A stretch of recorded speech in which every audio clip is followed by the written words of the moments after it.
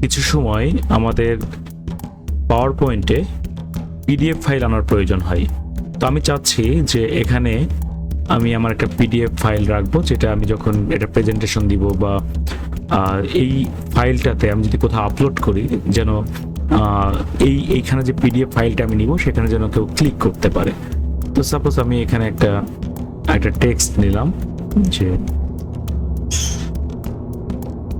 আমি এখানে একটা টেক্সট নিলাম,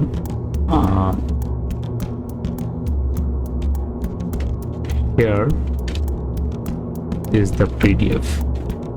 সো আমি চাচ্ছি এই here is the PDF, এইখানে আমার সেই পিডিএফ এর লিঙ্কটা আমি দিয়ে দিতে। তো এখানে আমি সেই পিডিএফ ফাইলটা কিভাবে আনতে পারি? তো তার জন্য আমাদের যেটা করতে হবে, প্রথমে আমাকে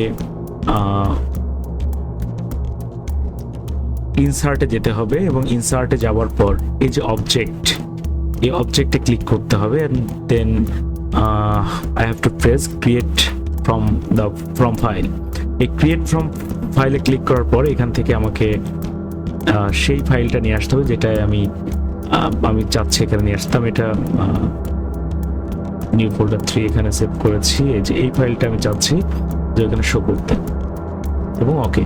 তো আমরা এখানে দেখতে পাচ্ছি এই যে আমাদের ফাইলটা কিন্তু এখানে চলে আসছে, এবং আমি যদি চাই, এবং আমার এই পিডিএফ, আমার এই পাওয়ার পয়েন্ট ফাইল আমি যেভাবে সেভ করি না কেন, এই পিডিএফ ফাইল কিন্তু এখানে থাকবে, এবং চাইলে আমি এই পিডিএফ ফাইলে ক্লিক করতে পারবো।